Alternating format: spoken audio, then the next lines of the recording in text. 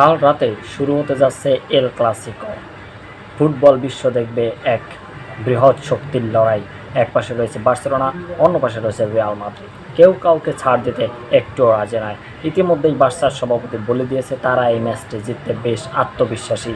এদিকে বার্সেলোনার যে কোচ হ্যান্সি ফ্লিক, তিনিও বেশ আক্রমণাত্মক মনোভাবের একজন মানুষ। তিনি একবার বায়ার্ন মিউনিখে থাকা অবস্থায় বার্সেলোনাকে ৮-২ গোলে পরাজিত করা সেই হ্যান্সি ফ্লিক এবার হয়েছে বার্সা কোচ এবং তার হাতে বার্সা বেশ আক্রমণাত্মক অবস্থায় খেলতেছে। বার্সেলোনায় রয়েছে রবার্ট লেভানডস্কি, লামিন ইয়ামাল, পেদ্রির মতন প্লেয়ার। অপরদিকে রিয়াল মাদ্রিদেও রয়েছে কিলিয়ান এমবাপ্পে, ভিনিসিয়াস জুনিয়র এবং জুড বেলিংহামের মতন খেলোয়াড়, যারা সেরে কথা বলবে বলে মনে হচ্ছে না। দেখা যাক কাল রাত 9টা 15 অর্থাৎ 26 তারিখ রাত 9টা 15 যে ম্যাচটি অনুষ্ঠিত হতে যাচ্ছে, দেখা যাক জয় হয় কার। এই খেলায় পয়েন্ট টেবিলের উপর বেশ ভালো প্রভাব ফেলবে। যারা এই ম্যাচে জিতবে তারাই লা লিগা জয়ে বেশ এগিয়ে থাকবে এবং তারা বেশ আত্মবিশ্বাসী হবে বলেও মনে করা যাচ্ছে।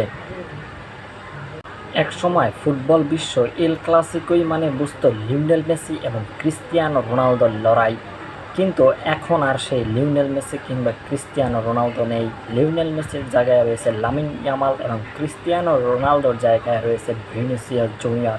ভিনিসিয়াস জুনিয়র কি পারবে ক্রিস্টিয়ানো রোনালদোর মতন সেই আক্রমণাত্মক ক্ষিপ্র গতিতে বল নিয়ে এগিয়ে যেতে?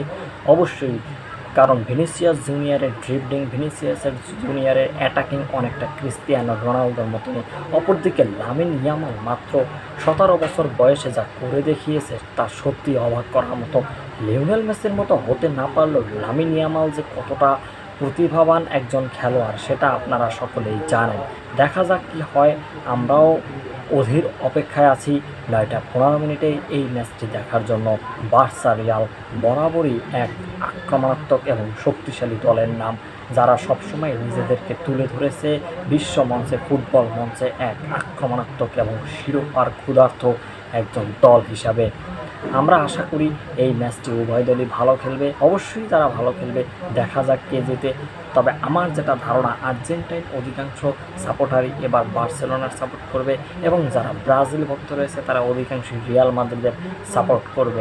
তবে এটিও কিন্তু একটি ভালো দিক যে আমরা দুই দলেই ভারী সমর্থক দেখতে পাচ্ছি। দেখা যাক কী হয়। উভয় দলের জন্যই রইল শুভকামনা। ধন্যবাদ।